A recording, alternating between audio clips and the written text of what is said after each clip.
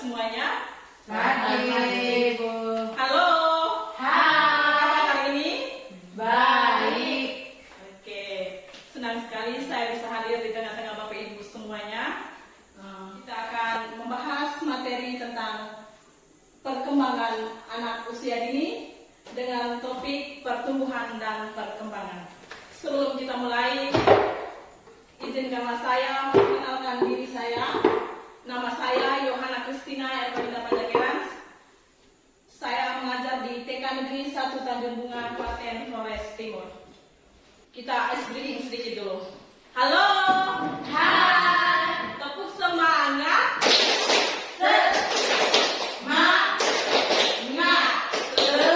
Semangat di pagi-pagi luar biasa. Oke, silakan lanjut. Tujuan dari pembelajaran kita hari ini atau materi kita hari ini yaitu peserta dapat memahami pertumbuhan materinya. Yang pertama, pengertian pertumbuhan dan perkembangan.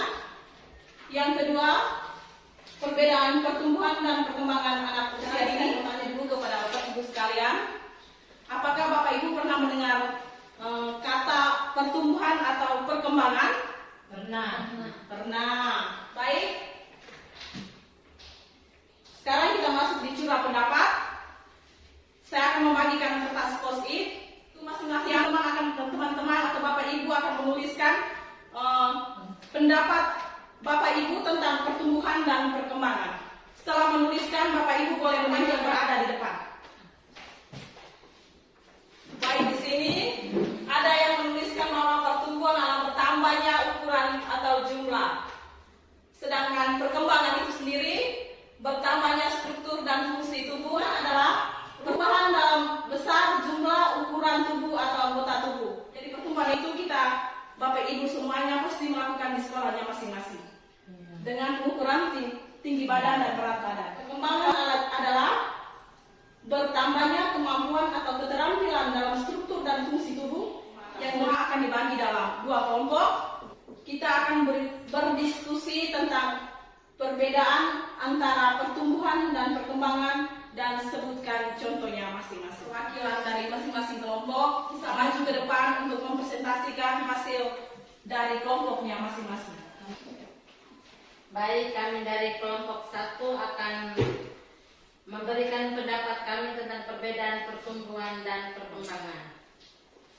Menurut kami pertumbuhan berhenti di batas tertentu, sedangkan Baik, terima kasih untuk perbedaan pertumbuhan dan perkembangan. Untuk pertumbuhan, proses bertambah ukuran, sedangkan perkembangan proses perubahan fungsi. Yang kedua, pertumbuhan bersifat kuantitatif atau dapat diukur, dan perkembangan bersifat kualitatif atau sulit diukur. Dengan contoh dari pertumbuhan, bertambahnya tinggi badan, bertambahnya berat badan, bertambahnya diameter lingkar kepala, dan juga bertambahnya. Sedangkan perkembangan itu sendiri, contohnya anak berbicara. Berbicara artinya bertambahnya kosakata dan pengucapan semakin jelas. Di sini ada dua faktor.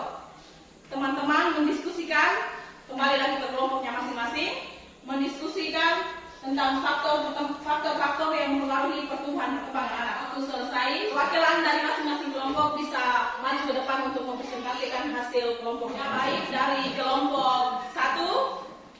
Baik, terima kasih atas kesempatan yang diberikan. Kami dari kelompok 1 membahas tentang faktor internal. Faktor internal adalah faktor yang berasal dari dalam tubuh.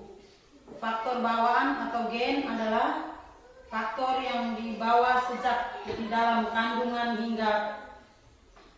hingga melahirkan. Contohnya warna kulit, jenis rambut, tingkah laku. Oke, baik, terima kasih. Untuk faktor-faktor yang mempengaruhi perkembangan anak, itu ada dua faktor. Yang pertama, untuk internalnya ini ada dua faktor. Yang pertama yaitu faktor bawaan atau gen. Kalau faktor bawaan atau gen berarti berasal dari diri. Faktor keturunan yang diwariskan dari kedua orang tua yang bersifat fisik ataupun non fisik. Jadi untuk fisik itu mungkin Bapak Ibu ada yang tahu fisik itu seperti apa? Badan, warna kulit, rambut,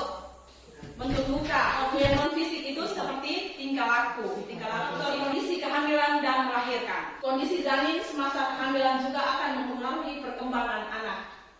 Nutrisi dalam kandungan tercukupi, maka janin akan berkembang dengan baik.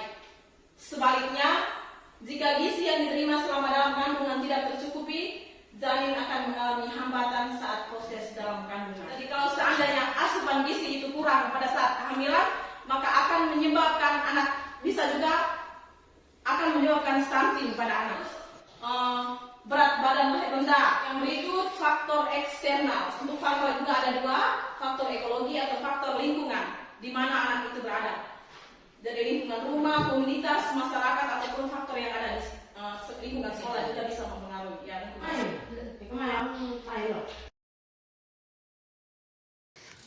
Pas langsung bawa dia ke rumah.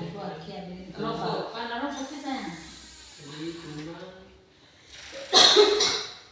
berdiri. Kelompok satu ini yang dinamakan dengan pertumbuhan atau perkembangan. Perkembangan. Baik, terima kasih. Sebelum kita masuk ke kesimpulan, saya mau bertanya dulu kepada Bapak Ibu semua. Bapak Ibu. Baik, terima kasih Ibu. Mungkin silakan. Terima kasih.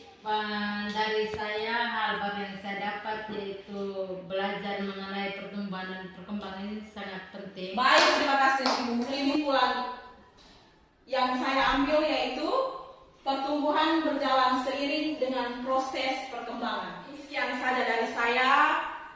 Terima kasih atas